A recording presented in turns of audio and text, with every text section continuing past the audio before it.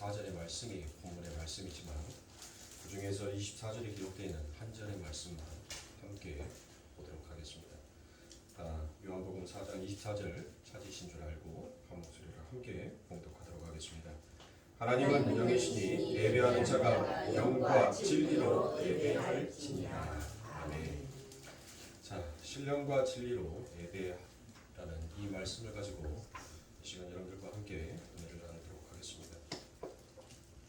우리는 지금 이 사마리아 여인을 통하여서 계속적으로 그 사마리아 여인과 예수님의 이야기 속에서 나오는 연결된 이야기들을 함께 보고 있습니다. 그래서 성경은 비록 우리가 참 읽기 쉽고 보기 쉽게 하기 위해서 장절을 나누었을 뿐이지 실질적으로 보면 이 요한복음 4장 전체의 이야기가 바로 예수님과 이 사마리아 여인의 그 이야기를 통해서 우리들에게 한마디에 복음이 무엇인지를 하나님께서는 설명을 하고 있습니다. 그리고 다시 한번 우리 성도님들에게 이 요한복음의 여러분들 지금 7가지의 표적들이 나오죠. 그래서 이 요한복음의 7가지 이 표적들을 우리는 북 오브 사이언스다라고 얘기를 했습니다. 그래서 이 표적들은 요한복음 2장에서부터 시작해서 요한복음 12장까지 7가지의 표적이 나오는데 그 표적들이 여러분들 어떠한 구조로서 이루어져 있다라고 제가 말씀을 드렸죠. 표적을 보이고 오해를 하고 그 오해한 부분에 대해서 예수 그리스도께서 강해를 하시는 것으로서 이 표적들의 전체적인 이야기가 무엇인지를 지금 예수님께서 설명하여 주고 계시는 거죠. 그러니까 사랑하는 성도님들, 복음은 심플한 거예요. 복음은 간단해요. 복음을 굳이 여러분들 거기에다가 이것을 붙이고 저것을 붙이고 할 필요가 없는 거예요.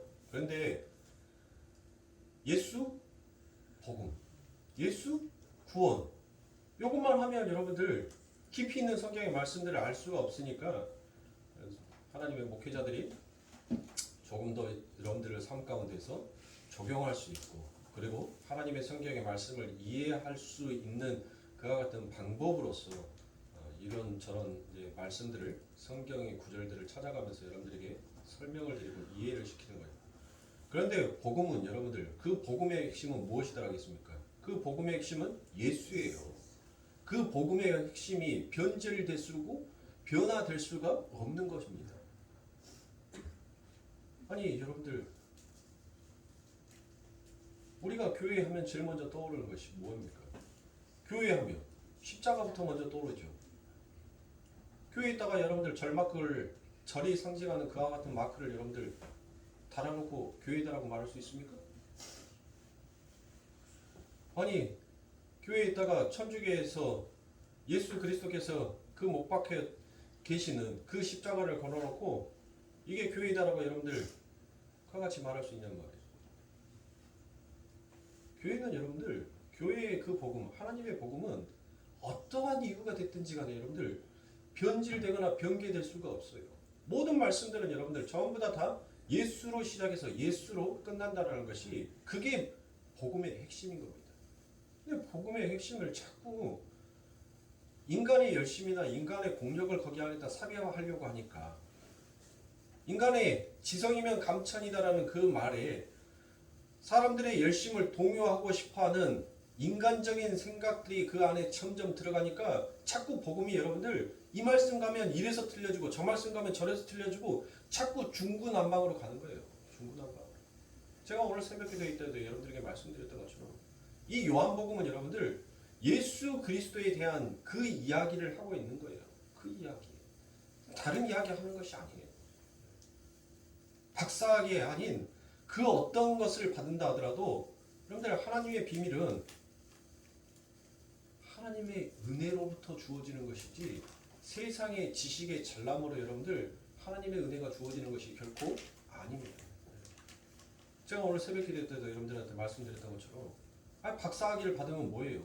대학교 교수로서 여러분들 초청을 받아서 강의를 하면 무슨 소용이 있냔 말이에요.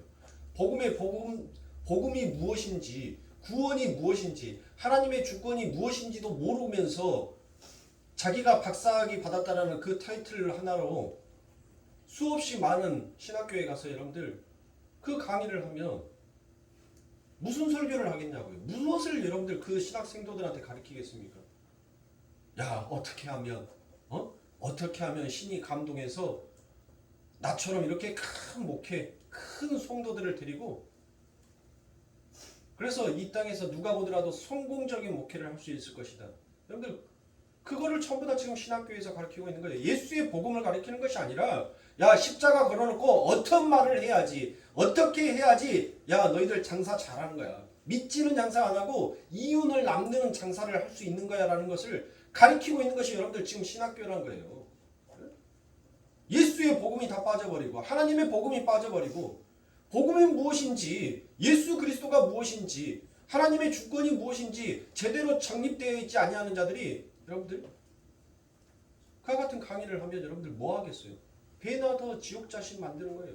뭐 대부분의 신학교에 계시는 교수님들이 여러분들 박사학위 받았던 수많은 지금 신학을 연구하는 그분들이 여러분들 다 잘못됐다는 것을 제가 함께 매도시켜서 말씀드리는 것이 아닙니다.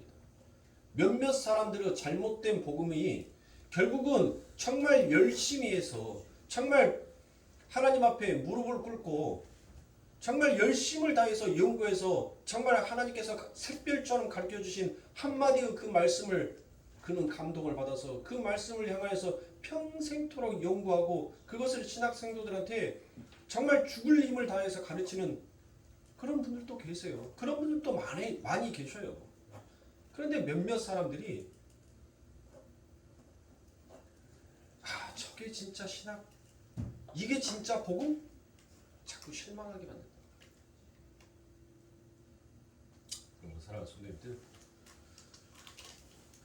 우리들은 복음이 무엇인지를 이제 알았어요.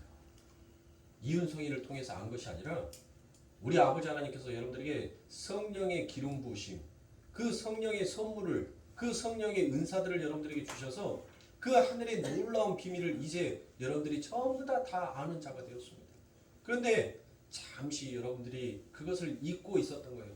그 잊고 있었던 부분을 하나님께서는 다시 타치하여 주고 그것이 여러분들의 마음속에서 샛별처럼 떠오르게 하기 위하여서 저를 잠깐 세워놓은 거예요. 뭐 제가 대단하고 제가 지금 여러분들에게 설교하는 이 복음이 정말 하나님 앞에 있어서 옳은 복음이다. 이것이 진리다라고 저는 결코 말할 수가 없습니다. 오직 진리는 예수 그리스도예요. 오직 진리는 성경의 말씀이 진리인 것입니다. 그러나 얼마나 진리의 말씀으로 예수 그리스도께서 말씀하시는 그 말씀으로 얼마만큼 더 가까이 해석하고자 싶어하는가 그 차이만 있을 뿐이에요. 제가 진리다라고 우리 목사님이 설교하는 것이 진리다라고 한다면 여러분들 저를 결국 무엇을 만든 거예요? 신격화시켜보는 것과 똑같은 거예요. 저는 하나님의 말씀, 진리의 말씀에 조금 더 가까이 다가가려고 그렇게 설교를 하는 것뿐이지 제 말씀이 결코 진리가 될 수 없습니다. 진리는 오직 예수 그리스도라는 것을 아시고 그 예수 그리스도께서 저희 입을 통하여서 여러분들의 삶 가운데 떨어지는 그 말씀이 여러분들 안에서 샛별처럼 떠올라 그 말씀으로 여러분들 더욱더 자라게 하시고 열매 맺게 하실 것입니다. 그러므로 사랑하는 성도님들 하나님의 복음을 사모하세요. 정말 하나님의 복음을 사모하는 자가 그 자가 바로 이 사마리아 여인처럼 그 삶 가운데 해갈이 무엇인지 그것을 깨닫고 내 인생에 예수 만난 것이 가장 수지 맞는 삶이었다. 내 인생에서 내가 예수 그 이름을 안 것이 가장 축복된 삶이었구나라는 것을 이 사마리아에 있는 고백처럼 우리의 고백이 되어야 합니다. 그런데 보세요. 하나님의 은혜로부터 떠나버린 그 하나님의 긍휼과 하나님의 은혜로부터 떠나버린 인간의 삶 가운데 찾아오는 그 공허와 허구는 결국 목마름으로 찾아오게 되었고 인간은 그 목마름을 하나님의 은혜로부터 단절돼 버리고 하나님의 긍휼로부터 단절된 그래서 영원한 목마름에 갇혀버린 그 인간들은 스스로 자기의 목마름을 해결하기 위해서 온갖 수단과 방법을 다 가리지 않더란 것입니다. 그 목마름의 해결의 방법이 무엇이었습니까? 바로 이 세상이 얘기하는 세 가지를 우리가 대표적으로 말할 수 있죠. 성경에서도 그 세 가지들을 얘기를 하니까 첫 번째가 무엇입니까? 바로 만몬. 이 세상은 돈이면 뭐든지 다 된다라는 물질 만능주의의 세상. 그것이 마치 내 삶 가운데 목마름을 진짜 해결해 줄 수 있는 삶의 질이다라고 여러분들 생각하면서 어떻게 해서든 악착같이 돈을 벌기 위해서 사람들은 자기의 삶들을 인생을 허비하기 시작하다. 또 어떤 사람은 명예죠. 자기의 이름의 명예를 위해서, 자기의 이름의 석자를 남기기 위하여서 온갖 추하고 온갖 더러운 짓을 다 하면서도 자기의 이름이 영원히 창대히 빛날 수만 있다면 그 길을 택하여서 자기의 인생을 열심히 허비하는 자들이 또 있더라는 것입니다. 그래서 우리가 이 모든 것들을 통칭하여서 이 세상은 힘의 원리로 살아가는 세상이더라라고 말을 하지요. 자, 이렇게 힘의 원리로 살아가는 세상들 속에서 여러분들 결국 무엇을 합니까? 우리가 하나님께서 우리를 창조하신 그 목적과 이유가 뭐예요? 오직 하나님의 이름이 영광을 받기 위하여서 우리를 창조해 놓으셨다. 당신 이름이 영광롭게 빛나고 당신의 이름이 영광을 받기 위하여서 하나님께서는 우리를 창조했어요. 그런데 스스로 자신의 삶 가운데 해갈을 선택하고 그 여러분들 해갈의 방법을 찾는 것을 어떤 방법으로 찾더란 것이에요? 자신을 예배하는 자리의 삶으로 가더라고요. 결국 자기를 예배하는 자. 그런데 자기를 예배한다라고 하면은 많은 사람들이 여러분들 못하겠습니까? 거부할 거 아닙니까?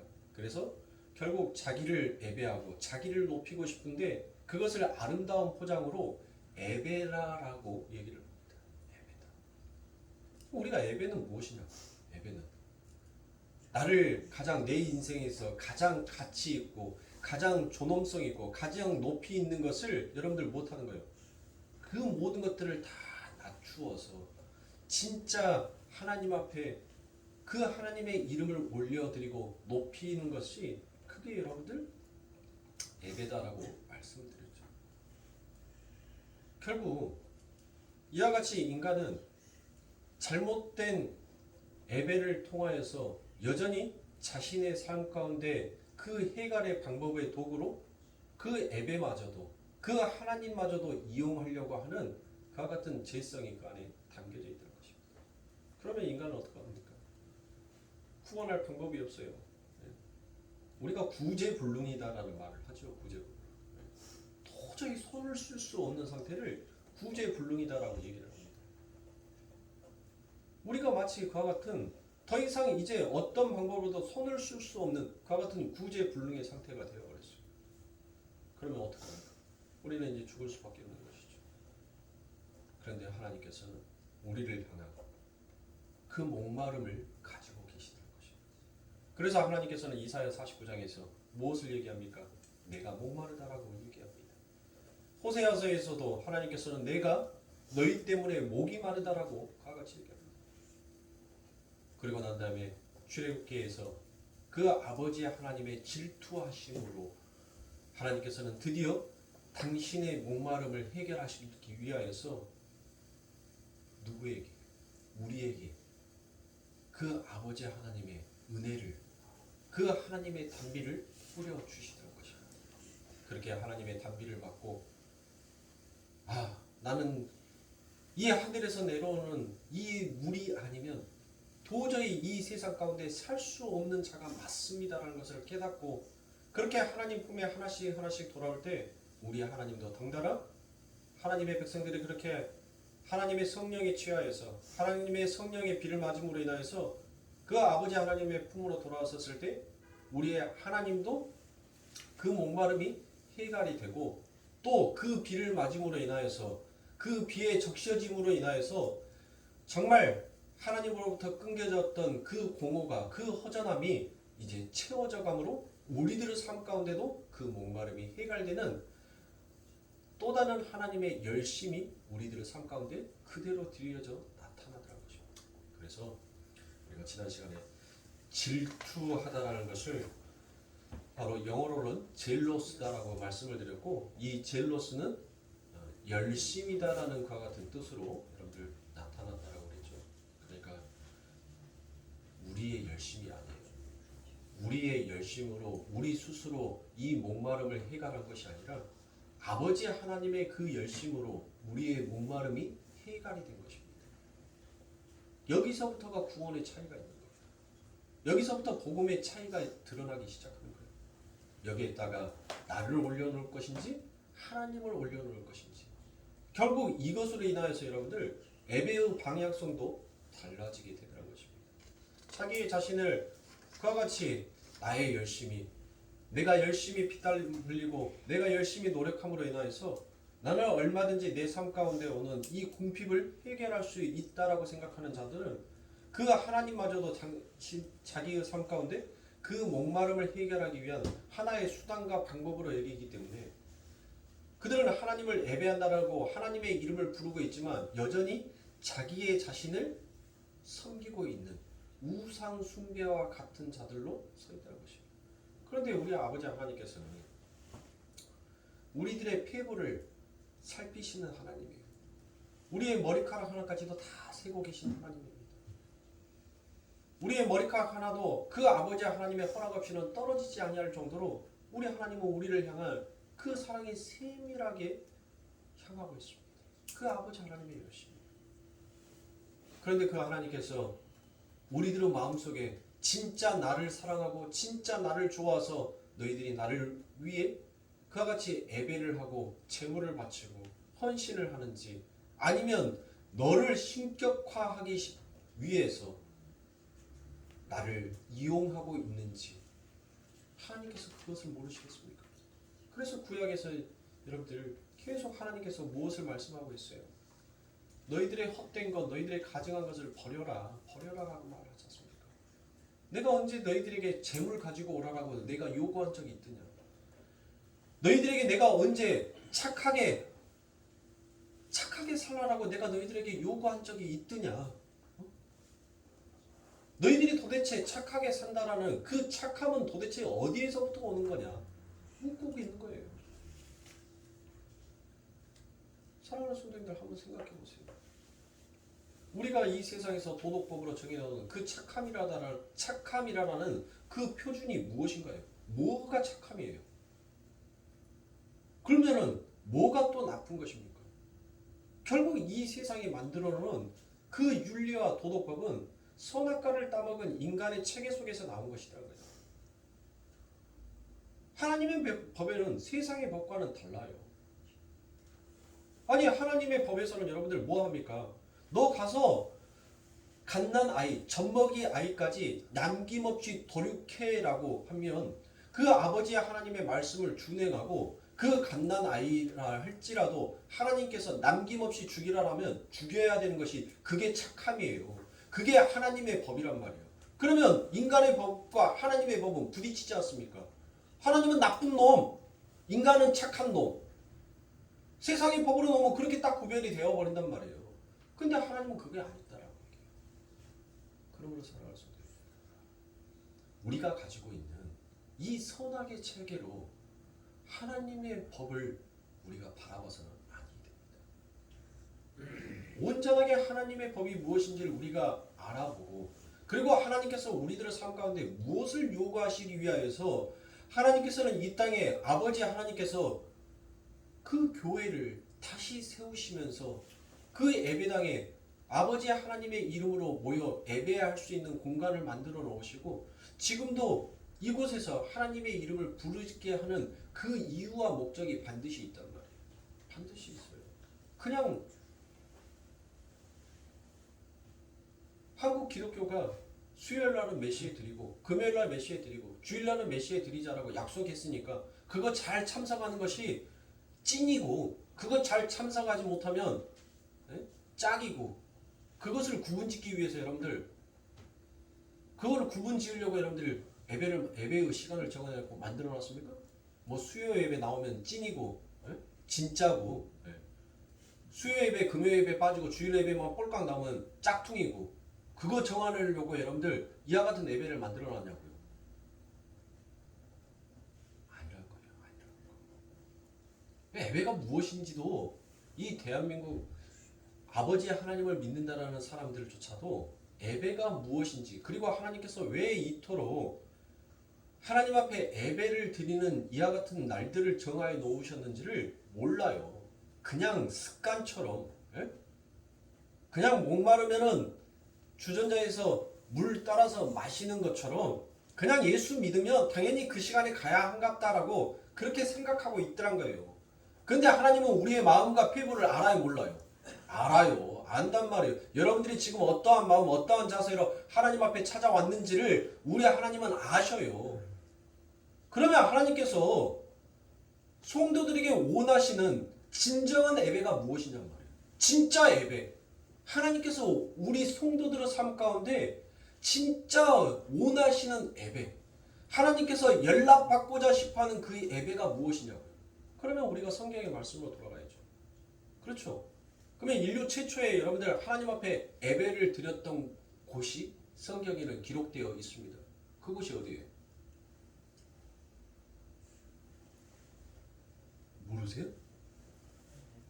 인류 최초의 예배가 여러분들 성경에 등장을 해요. 창세기에서. 창세기 4장에 가면 누가? 가인과 아벨의 제사를 드렸다는 것은 그 아버지 하나님 앞에 무엇했다는 거예요? 예배했다는 거예요. 예배. 인류 최초의 예배가 이 창세기에서 등장을 한단 말이에요. 그런데 사랑하는 성도님들, 왜 하나님께서 창세기 3장에 이 아담에게 너의 존재가 어떠한 존재인지를 하나님께서는 말씀하시고 그 말씀이 끝나자마자 창세기 4장에서 가인과 아벨을 콱 하고 등장을 시킨단 말이에요. 그러면 한번 보자. 성경을 장과 절로 나누어서 보면 자칫 잘못하면 이 말씀이 전혀 다른 말씀처럼 생각되어질 수가 있어요. 그러니까 때로는 여러분들이 성경책을 쭉 읽으실 때 장절을 나누지 마시고 아예 한 번에 통으로 아담과 하와, 가인과 아벨, 그리고 셋의 이야기까지 쭉 기록이 되어 있는 그 부분까지 하나의 문장으로 여러분들 보시고 통으로 읽으셔야 돼요. 통으로 전체를. 그리고 그것이 하나의 이야기로 해서 여러분들 우리가 어떤 글을 쓰면은 안녕하세요 하고 점 찍죠. 저는 누구누구입니다 라고 해서 또 점 찍죠. 그러니까 안녕하세요 라고 그 되어 있는 것이 바로 창세기 이 아담의 이야기. 아담의 이야기에서부터 세 가지의 이야기가 쭉 전개가 되는 거예요. 그 안녕하세요. 그리고 저는 누구누구입니다 라는 그 이야기가 그 뒤에서부터 쭉 연결이 된단 말이에요. 자, 한번 보도록 하겠습니다. 이 땅에서 우리 성도들이 지향해야 하는 진정한 모습의 예배가 어떠한 것인지 하나님께서 올바른 예배와 그릇된 예배의 모습을 최초로 설명하신 곳이 바로 창세기 4장입니다.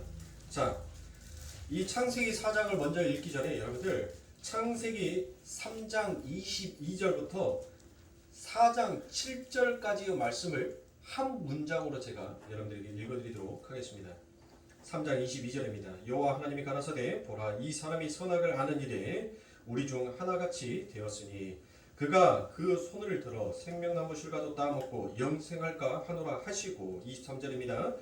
여호와 하나님이 에덴 동산에서 그 사람을 내어보내어 그의 근본된 토지를 갈게 하시니라. 24절 이같이 하나님이 그 사람을 쫓아내시고 에덴 동산 동편에 그룹들과 두루다는 화염금을 두어 생명나무의 길을 지키게 하시니라. 이제 4장 1절의 말씀입니다. 아담이 그의 아내와 그네 아내 하와와 동침함에 하와가 잉태하여 가인을 갖고 이르되 내가 여호와로 말미암아 등남하였다 하니라. 그가 또 가인의 아우 아벨을 낳았는데 아벨은 양치는 자이었고 가인은 농사는 자이었더라. 세월이 지난 후에 가인은 땅의 소산으로 제물을 삼아 여호와께 드렸고 아벨은 자기도 양의 첫 새끼와 그 기름으로 드렸더니 여호와께서 아벨과 그 제물은 연락하셨으나 가인과 그 제물은 연락하지 아니하신지라.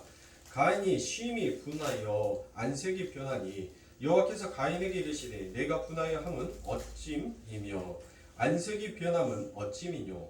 내가 선을 행하면 어찌 낯을 들지 못하겠느냐. 선을 행치 아니하면 제가 문 앞에 엎드리느니라. 죄의 소원은 내게 있으나 너는 죄를 다스릴지니라 라고 이와 같이 얘기합니다. 자, 이 구절을 곡해하시는 분들이 많이 있습니다. 이 부분을 어떻게 곡해하느냐 하면 하나님은 정성이 담긴 피 있는 제물을 원하시기 때문에 가인의 제사는 연락하지 않으셨다라고, 그래서 곡식으로 드린 가인의 제사를 연락하지 않으셨고 아벨의 제물은 연락하셨다라고 이와 같이 해석을 하는 사람들이 있습니다. 그런데 이 부분은 여러분들 하나님 앞에 드리는 제물의 종류에 관한 이야기가 결코 아닙니다. 가인과 아벨이 드린 제사는 둘 다 감사제예요. 감사제. 그래서 히브리어로는 민하라고 얘기합니다. 민하. 이 민하, 이 지금 가인과 아벨이 드렸던 이 감사제는 여러분들 곡식을 하나님 앞에 드려도 되고 양을 하나님 앞에 바치어 드려도 전혀 문제가 되지 아니한 것입니다. 그러니까 이 부분은 적어도 제물에 관한 문제 제기는 아닌 게 확실한 것입니다.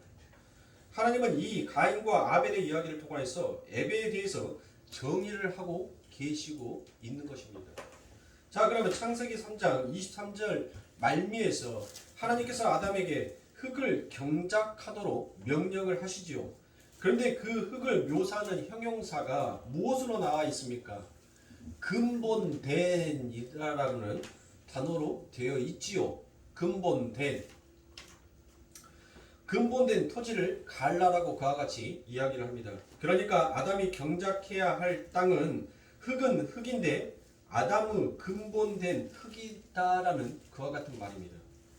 즉 그 말은 하나님께서 아담에게 흙을 경작하라고 하신 이유가 무엇이냐면 너는 하나님이 아니라 흙에서 근본된 자이므로 그것을 즉시하고 하나님처럼 되려고 했던 너의 그 죄된 마음을 회개하고 고백하라라는 그와 같은 말씀으로 여러분들 3장 23절에서 지금 하나님께서는 근본된이라는 이 단어를 써서 이 아담에게 깨우치게 하는 것입니다.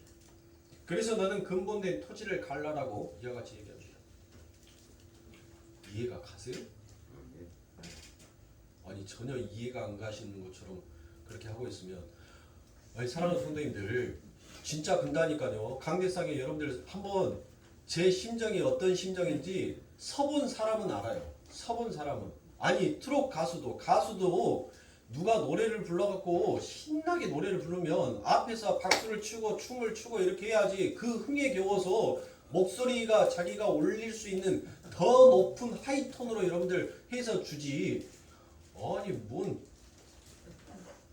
우리는 천국잔치에 왔어요. 사랑하는 성도님들, 지금 예수님의 장사 지내는 장례식장에 온 것이 아니라 천국잔치에 왔단 말이에요. 천국잔치. 천사들이 지금 어마어마한 하늘의 천군 천사들이 지금 여기에 와서 북치고 장구치고 꽹가리 치려고 여러분들 준비하고 있는데 전부 다 예복 값쳐 있고 아이고 지금 그거 하려고 하는 모습처럼 그렇게 하고 있으면 천사가 어떻게 해야 돼요? 천사는 신나갖고 기뻐갖고 즐거워갖고 하늘에 있는 소거나 모든 검은 거를 갖고 모든 악기를 갖고 야 저들이 우리의 주인을 또 찬양하는구나. 가서 흥을 돋아주자.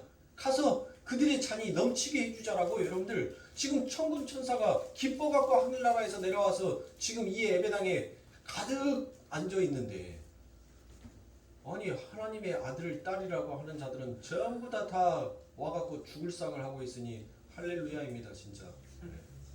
좀 장단에 맞춰서 호응도 해주시고.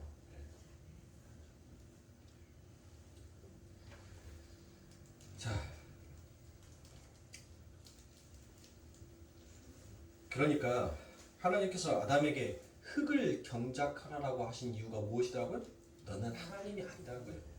너는 흙에서부터 올라온 자다라는 거예요. 그러니까 네가 하나님이 되고 싶어 했던 그 죄를 하나님 앞에 회개하여야 한다는 그것을 보여주기 위해서 하나님께서는 창세기 3장 23절에서 그와 같은 말씀을 하고 느닷없이 창세기 4장 1절에 가서 가인과 아벨이라는 인물을 등장시키는 것입니다. 자, 그러니까 제가 왜 3장 말미에서부터 4장의 말씀까지 여러분들 쭉 연결하여서 읽어드리는지 좀 아시겠죠? 자, 그러면 하나님은 이 가인과 아벨의 이야기를 통하여 있어요. 무엇인가 지금 우리들에게 전달하고 싶은 하나님의 메시지가 이 안에 담겨져 있는 것입니다. 하나님은 아담이 에덴에서 쫓겨나서 흙을 경작하게 된 일과 가인과 아벨의 이야기를 통하여서 여러분들 하나님의 백성이 그리고 하나님의 자녀가 그 아버지의 하나님 앞에 진짜 드려야 할 올바르고 참된 예배가 무엇인지를 하나님께서는 우리들에게 설명하시기 위하여서 여러분들 지금 아벨을 등장시킵니다. 그런데 가인이 먼저 태어났어요. 그리고 아벨은 후에 태어난 자입니다. 그런데 하나님께서는 무엇해요? 느닷없이 가인의 제사를 먼저 기록하여 놔야 되는데 아벨의 제사를 먼저 기록하여 놓고 그 다음에 그 이후에 가인의 제사를 하나님께서는 기록하여 놓았단 말이에요. 그러면 아벨의 제사에 여러분들 무엇이 틀린 점이 있어요? 뭐가 틀린 점이 있냐고요? 왜 하나님께서는 이 아벨의 제사를 연락하여 주신 것입니까? 자, 아벨은 아담이 흙을 경작하면서 자신의 본질을 직시하며 하나님의 명령에 순종하지 못했던 일을 회개하며 살았던 것처럼 그 삶이 그와 같은 삶을 살았기에 하나님은 그의 제사를 그의 예배를 연락하셨던 것입니다. 근본대 흙을 경작하는 저주 이야기 뒤에 가인과 아벨의 이야기를 붙여놓은 것입니다. 이걸 장으로 나누어서 따로 읽게 되면 우리가 자칫 하나님 앞에 곡식을 드리는 제사는 하나님께서 연락하지 아니하시고 피를 드리는 제사는 하나님께서 연락하시는 제사다라고 이와 같이 설명을 할 수 있습니다. 그러나 그와 같은 곡해는 여러분들 성경의 말씀을 깊이 들어가지 못하였다라는 그리고 하나님의 그 은혜가 그 안에 담겨져 있는 예수가 무엇인지 아직 비밀을 발견하지 못한 자다라고 볼 수 있습니다. 그러니까 하나님께서 연락하신 아벨의 제사는 그냥 제사라고 하지 아니하시고 아벨과 그 제사다라고 그와 같이 표현을 하고 있습니다. 그러니까 하나님이 받은 아벨의 제사는 그 제사의 형식이나 그 제사에 쓰인 제물이 아니라 바로 아벨이란 사람의 인격을 받으셨던 것입니다. 그런데 그 인격이 어떤 인격이냐는 것이에요. 바로 아담에게 주어졌던 그 저주를 이 아벨은 이해했던 것입니다. 그래서 나는 죄인입니다. 나는 하나님의 은혜만을 붙들 수밖에 없다라는 그 의미를 알고 살았습니다. 그래서 그의 삶은 늘 하나님을 섬기고 늘 하나님을 찬양하고 늘 하나님을 경배하던 그 아벨의 인격적인 삶을 하나님께서는 받으셨던 것입니다. 그러니까 올바른 예배는 내가 하나님의 자리에 내려와서 하나님의 은혜가 떠난 나는 그저 흙에 불과한 존재다는 것을 깨닫고 나에게는 하나님의 은혜가 주어지지 아니하면 절대 나는 행복할 수 없고 그 어떤 것으로도 만족할 수 없고 이 목마름을 해결할 수 없는 존재다는 것을 그것을 깨닫고 그 앞에 나아가는 것을 하나님께서는 우리들 삶 가운데 원하시는 것입니다. 그러면 이 땅에서는 여러분들 아벨과 같은 하나님 앞에 제사를 드리는 자가 얼마나 있겠습니까? 처음부터 다 우리는 가인과 같은 마음을 가지고 있지 않습니까? 그래서 사랑하는 성도님들, 우리들에게 그래서 예수가 필요한 거예요. 그래서 아버지 하나님의 은혜가 필요한 겁니다. 나는 이와 같은 아벨의 마음을 그리고 이와 같은 아벨의 자세로 우리 아버지 하나님을 섬기고 싶어 했던 그 마음이 항상 가지고 살지를 못했어요. 내 삶 가운데 어려움이 닥치고 내 삶 가운데 위기가 찾아왔었을 때 하나님 한 번만 살려주십시오. 당신은 정말 찬양받기에 합당하신 분입니다. 나의 죄를 한 번만 용서하여 주신다면 내가 이후로는 아버지 하나님을 경배할 거고 찬송할 것이며 그 아버지 하나님 앞에 영광을 돌리는 자로 살아가겠습니다라고 했던 우리들의 거짓된 입술이 여기에서 폭로가 되지 않습니까? 그러면 이런 아벨의 제사가 있는가 반면에 하나님께서 원하시지 아니하는 가인의 제사도 있더란 것입니다. 자, 가인의 제사는 어떠한 제사였기에 여러분들 하나님께서 그의 제사를 연락하지 않으십니까? 그의 제사를 받지 않으셨어요. 안 받으셨단 말. 연락지 아니했단 말이 여러분들 받지 아니했단 말이에요. 제가 창 주일날 하나님께서 가인의 제사를 받지 아니하였다라고 그와 같이 안 쓰여졌다라고 얘기했던 말이 바로 이 말인 거예요. 이 말. 안 받았단 말이에요. 인정을 안 했다는 거예요. 인정을 하지 않으니까 가인이 뭐예요? 제가 조금 뒤에 설명을 하겠지만 그 얼굴의 낯이 변화했단 말이에요. 자, 가인의 예배는 자기는 하나님이 아니라는 것을 직시하고 그 하나님 아래에 납작 엎드려서 하나님은 하나님이시기에 저는 하나님을 예배하는 자입니다라는 그와 같은 마음으로 하나님 앞에 예배를 드리는 것이 아니라 자기의 노력과 자기의 행한 행위로 말미암아 그 상대방에게 인정받고 싶어하고 자기를 자랑하고 싶어하는 그런 마음에서 드린, 그러니까 어떤 반대 급부를 받아 자기의 유익을 챙기려고 하는 그런 마음에서 드렸던 예배이기에 하나님께서는 그 잘못된 예배를 하나님은 받지 아니하신 것입니다. 그러므로 사랑하는 성도님들, 우리가 하나님 앞에 이와 같은 아벨의 마음, 아벨의 자세로 하나님 앞에 드리지 아니하는 하나님 앞에 올리우는 그와 같은 제사가 아니면 전부 다 무엇인 거예요? 잘못된 예배인 것입니다.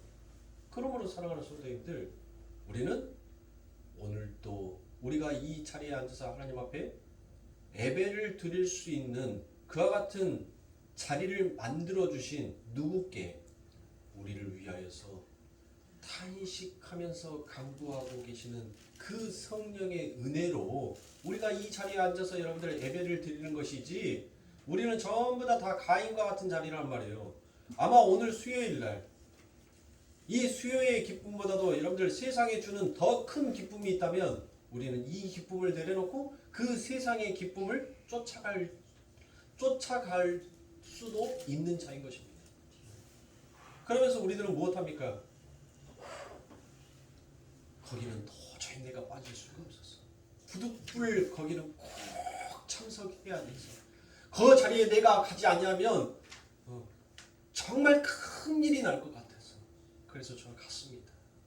온갖 핑계를 하나님 앞에 다 댄단 말이에요. 그런데 하나님은 우리의 마음을 아세요. 너 거기 가는 것이 더 기뻤잖아. 너 거기 가는 것이 더 즐거웠잖아. 그런데 왜 변명해?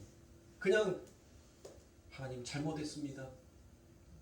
아직도 내 마음에선 하나님에 대한 사랑보다는 이 세상에 보여지는 것을 더 사랑하는 하나님, 역시 나는 죄인입니다. 하나님 용서해 주세요라고 너 그렇게 나한테 간단하게 그냥 용서 구하고 잘못 구하면 되잖아. 근데 왜 변명해? 이스라엘 백성들이 자꾸 하나님께서 때릴 때마다 뭐예요? 변명을 하는 거예요. 그러니까 한 대만 맞으면 끝날 것을 뭐합니까? 하나님께서는 뭐예요? 두 대를 때리시는 거예요. 두 대를.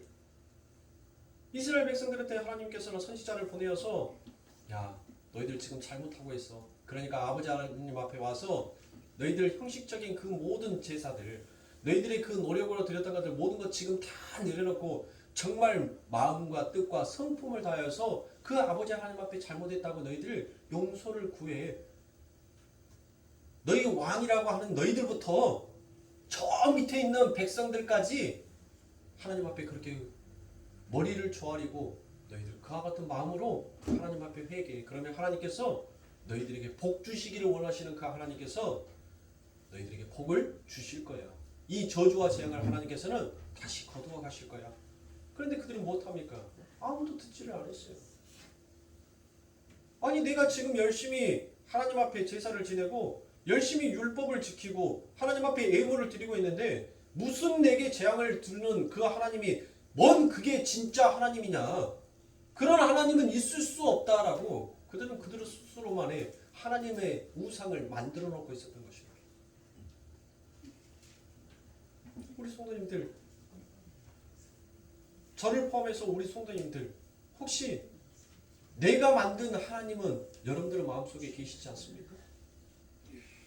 내가 믿고 싶은 하나님, 내가 만들어 놓은 하나님, 성경의 말씀 속에서 등장하시는 하나님이 아니라 그 말씀을 가지고 교활하게 나의 것으로 나의 유익을 찾기 위해 만들어 놓은 하나님이라는 신상을 우리들은 마음속에 갖고 계시지는 않냐? 여러분들 한번 그와 같이 여러분들에게 질문하여 보십시오. 그러면 전부 다 우리는 무엇합니까? 우리의 안색이 변할 것입니다. 전부 다 우리는 부끄러운 자의 모습으로 서게 될 것입니다. 그래서 하나님은 4장 5절에서 가인의 제사를 연락 안 받으신 것입니다. 어떻게 알 수가 있습니까? 하나님께서 그 제사를 안 받자 가인이 되게 불쾌하게 여겼습니다. 진짜 아벨의 자리에서 아담의 자리에서 하나님 나는 흙이 맞습니다. 하나님의 은혜만을 구해야 하는 진짜 근본된 흙입니다 라는 것을 그가 정말 알고 그와 같은 자세로 하나님 앞에 드렸다면 하나님께서 그 제사를 연락하지 않으셨다 할지라도 정말 여러분들이 간절히 하나님 앞에 기도하였을 때 하나님께서 그 소원의 기도를 들어주시지 아니한다 할지라도 우리들은 무엇해야 돼요? 그 하나님을 향하여서 우리가 원망의 표출을 하여서는 아니 되는 것입니다. 그런데 가인은 표현을 했단 말이에요. 그의 얼굴이 붉어졌어요. 그것은 하나님 앞에 대들었던 것입니다. 하나님, 내가 이토록 당신에게 이 제사를 드리기 위해서 정성을 들였건만 왜 내 제사는 받지 아니하십니까? 그것을 하나님께서는 지적하시는 것입니다. 그렇게 나를 위해 예배를 드리는 자들은 항상 하나님을 예배하느라 자신을 비우고 죽이는 그러한 참 예배를 드리는 자들을 이 땅에서 항상 힘으로 때려 죽이려고 하더라는 것입니다. 그것이 바로 가인과 아벨의 이야기입니다. 그러니까 하나님께서 기뻐하시는 참된 예배라는 것은 자신을 우주의 중심에서 끌어내리고 자신이 하나님의 은혜 아래서만 존재할 수 있다라는 그와 같은 올바른 인식을 하고 그것을 인정하여 그분의 말씀에 온전히 순종하겠노라라고 나서는 자들의 그 모든 행위, 그것을 바로 하나님께서는 기뻐하시는 예배다라고 말씀하십니다. 그렇지 못하고 자기의 유익과 자랑과 만족을 위해 드리는 어떠한 행위도 하나님을 기쁘게 할 수 없다는 것을 하나님은 오늘의 말씀을 통해서 우리들에게 이야기합니다. 그래서 성경은 헤갈의 그 변의를 지적하시는 남편의 이야기 다음에 예배의 이야기를 이렇게 그곳에 갖다 붙여놓으신 것입니다.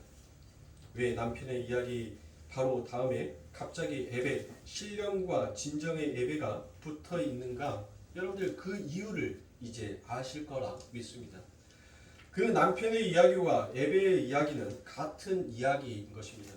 그래서 본문에 나타나는 주님과 그 여인과의 대화를 통해서 예배가 어떻게 인간의 갈망에 가장 악한 변이일 수 있는가를 조금 더 구체적으로 짚어드리도록 하겠습니다. 자, 오늘 본문 4장 20절입니다. 우리 조상들은 이 산에서 예배하였는데 당신들의 말은 예배한 곳이 예루살렘에 있다 하더이다 라고 이와 같이 얘기합니다. 자, 이 여인이 말한 이 산은 어떤 산입니까? 그리심 산을 말하는 게 있죠. 사마리아 사람들은 여러분들 무엇했습니까? 남유다 사람들이 자신들을 짐승 취급했단 말이에요. 그래서 그들이 성전을 짓겠다라고 그와 같이 나서는 것을 여러분들 무엇합니까? 야, 어떻게 짐승이 아버지 하나님이 거하는 장소에 그 성전의 물건들을 갖다 놓을 수가 있겠느냐? 너희들은 하지 말라라고 얘기했어요. 그래서 이 사마리아 사람들이 무엇합니까? 자기들 나름대로 이 그리심산에다가 성전을 짓고 그곳에서 제사를 드립니다. 그리고 그리심산에 있는 성전이야말로 진짜 하나님께서 주시는 성전이다라고 그와 같이 우겼어요. 자, 그들이 여러분들 근거 없이 그리심산이 진짜 성전이다라고 말하지 않았겠죠. 그들은 그들 나름대로의 성경의 근거를 가지고 있었습니다.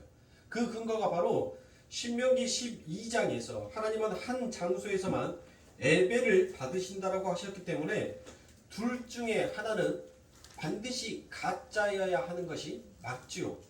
그래서 서로 자기들이 진짜 아버지 하나님의 성전이다라고 우겼던 것입니다.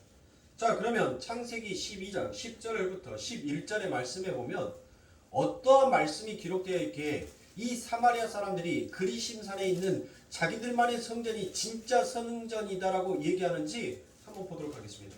신명기 12장 10절과 11절입니다. 너희가 요단을 건너 너희 하나님 여호와께서 너희에게 기업으로 주시는 땅에 거하게 될 때 또는 여호와께서 너희로 너희 사방의 모든 대적을 이기게 하시고 너희에게 안식을 주사 너희로 평안히 거하게 하실 때 너희는 너희 하나님 여호와께서 자기 이름을 두시려고 한 곳을 택하실 그곳으로 나의 명하는 것을 모두 가지고 갈지니 곧 너희 번제와 너희 희생과 너희 11조와 너희 손의 거제와 너희가 여호와께서 소원하는 모든 아름다운 소물을 가져가고라고 되어 있죠. 자, 무엇하라고 얘기합니까? 가져오라라고 그와 같이 얘기합니다. 이렇게 하나님께 제사를 드리는 성전은 한 곳이어야 된다라고 얘기합니다. 그래서 사마리아 사람들과 남유다 사람들은 서로 자기들의 성전이 하나님께서 말씀하시는 그곳이다라고 그들은 우겼습니다. 그러면서 그들이 서로의 팽팽한 성경의 논리를 가지고 이야기를 한단 말이에요. 그러면 자, 이 사마리아 사람들이 말하는 그 그리심산이 왜 하나님이 지정하신 예배의 장소였는지 그와 같은 우기게 된 근거와 배경이 무엇인지를 한번 찾아보도록 하겠습니다. 자, 창세기 12장 6절과 7절의 말씀에 보니 아브라함이 그 땅을 통과하여 세겜 땅 모래 상수리 나무에 이르니 지금 이 사마리아 여인이 있는 곳이 어디입니까? 세겜 땅이잖아요. 세겜 땅. 그렇죠? 맞아요. 들려요. 요한복음 이 사마리아 여인에서 그 우물가가 무엇이다라고 되어 있는지 나와 있잖아요.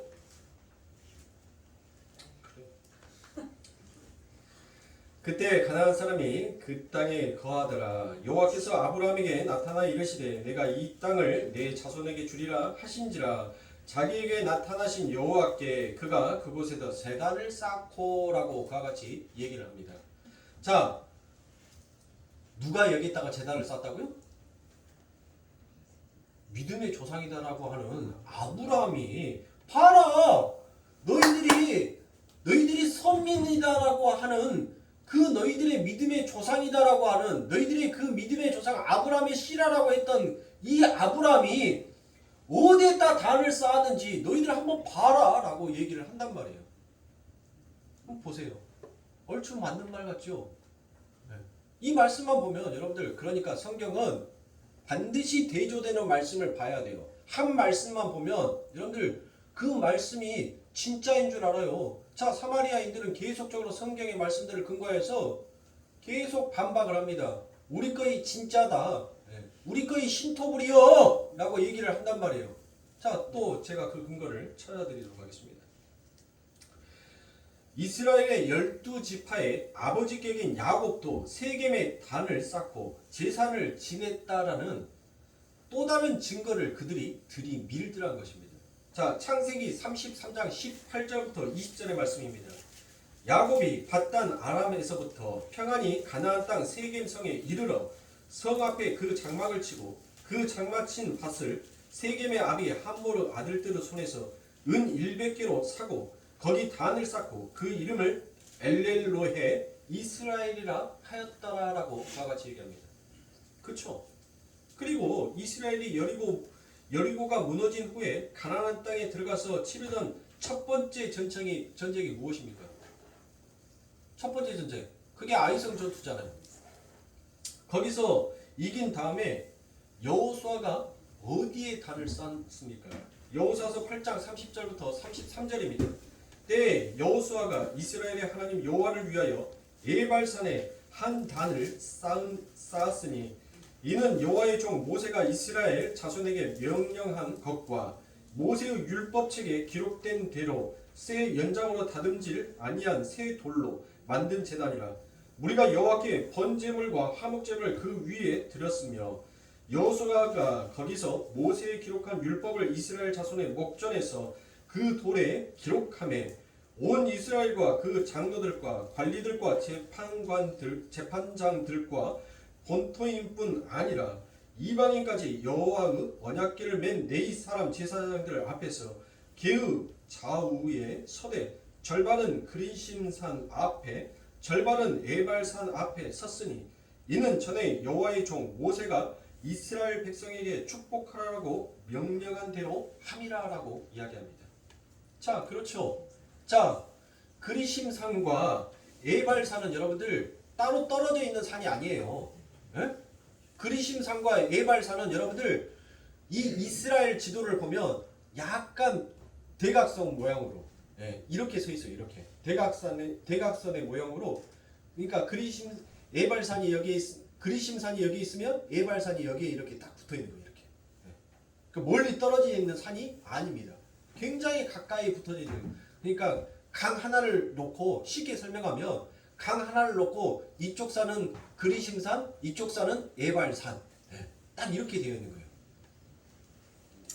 그러니까 사마리아 사람들은 우리들이 진짜다라고 그와 같이 얘기합니다. 야, 너희들이 지금 우기는 예루살렘 성전은 솔로몬 때 아브라함으로부터 1000년 후에 여호수아로부터 500년 후에 지어진 것이 아니더냐라고 그와 같이 얘기를 합니다. 우리는 그 전부터 제단을 드리는 단을 갖고 있었다라고 그와 같이 우깁니다. 그러나 성경은 북이스라엘이었던 사마리아에 지어진 제단을 전혀 인정하지 않았습니다.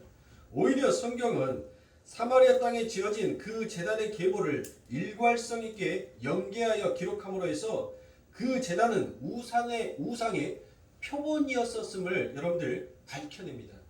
자, 북이스라엘이 예루살렘에 있는 성전을 거스려서 자신들의 땅에 성전을 지은 것이 바로 바벨론 포로 이후에 처음 있었던 일이 결코 아니더란 것입니다. 그 전에도 이미 여러 차례 있었습니다. 그것을 무엇으로 여러분들 알 수 있냐면 열왕기상 12장 25절부터 31절의 말씀에 보면 그들이 그 전에도 여러 차례 이와 같은 일들을 행하였음을 성경에서 드러나 있습니다. 자, 여로보암이 에브라임 산지에 세겜을 건축하고 거기서 살며 또 거기서 나가서 분이엘을 건축하고 그 마음에 스스로 이르기를 나라가 이제 다윗의 집으로 돌아가리로다.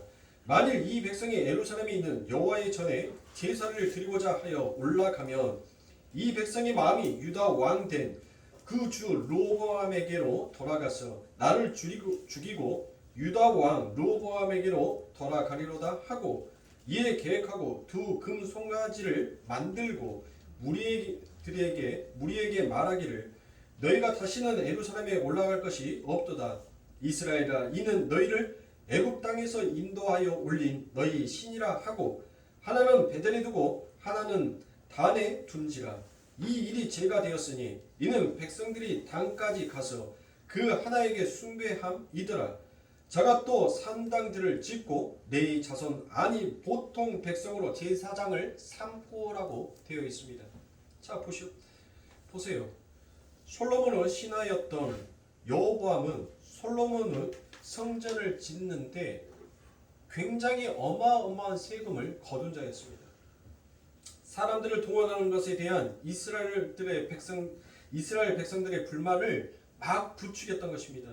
유다 지파와 베냐민 지파를 뺀 나머지 12지파를 규합해서 BC 930년에 북이스라엘을 그들이 세웁니다.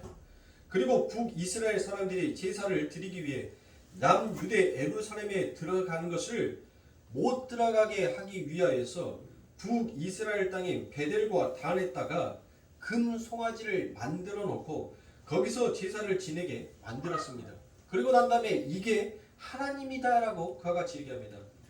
자, 금 송아지를 뭐라고 그들이 불렀다고요?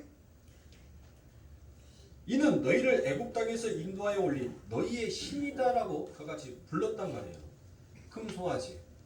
너희를 애굽 땅에서 인도하여 올린 너희의 신. 이 말씀이 어디에서 들어봤던 말씀 아닙니까? 그렇죠. 출애굽기입니다. 바로 시내산에서 본 것입니다. 시내산에서 이스라엘이 금 송아지를 만들어 놓고 이는 너희를 애굽 땅에서 인도하여 올린 너희의 신이다라고 그와 같이 말을 합니다. 그러니까 사마리아 땅인 그리심산에 세워진 그 제단은 바로 이런 절차를 밟고 있었던 것이기 때문에 우리가 그 땅을 바로 우상 숭배의 표본이다라고 그와 같이 알 수 있는 것입니다. 그러니까 사마리아 사람들은 하나님을 예배하던 그리심산의 제단은 시내산의 금 송아지와 베델과 단의 금 송아지와 같은 줄기에서 나온 것이다라고 알 수 있습니다. 그러니까 그리심산의 에베는 우상 숭배의 줄기에서 나온 것이기 때문에 여러분들 하나님께서는 그 아버지 하나님이 거룩하신 하나님께서 그곳에 계실 리가 여러분들 만무하다는 것입니다. 그것은 결코 우상과 하나님을 함께 섬길 수 없기에 하나님께서는 그리심산이 진정한 아버지 하나님이 계시는 성전이다라고 말할 수가 없는 것입니다. 그래서 주님께서는 무엇이다라고 얘기합니까? 그리심산은 아니다라고 그와 같이 얘기를 하지요. 자, 그러면 그리심산이 아니다라고 얘기를 했다면, 자, 우리 주님께서는 무엇 해야 됩니까? 이제 둘 중에 하나는 가짜로 판명이 됐잖아요. 가짜로 드러났잖아요. 그러면 이 여인은 예수님에게 무엇을 물어봤습니까? 당신이 말한 예루살렘에 있는 그 시온산이 진짜 하나님의 성전입니까? 아니면 우리가 여기에서 드리는 이 산이 진짜 하나님께서 원하시는 그와 같은 하나님의 성전입니까? 라는 것을 묻지요. 그러면 하나님께서 무엇 해야 돼요? 아니 우리의 기본적인 상식으로 보면 하나가 이제 그리심산은 가짜라고 판명이 됐으니까 가짜라고 확실하게 이렇게 드러났으니까 이제 무엇 해야 돼요? 그래 예루살렘에 있는 산이 진짜 하나님이 세운 하나님이 임재하고 계시는 그 성전이 맞다라고 말을 해줘야 된단 말이에요. 근데 예수님의 답변은 엉뚱한 답변을 그에게 합니다. 무엇이다라고 얘기합니까? 그것도 아니다라고 얘기합니다. 그러면 우리 예수님께서 도대체 어디가 하나님께서 임재하시는 산이다라는 것이에요? 어디가? 궁금하시죠? 다음 시간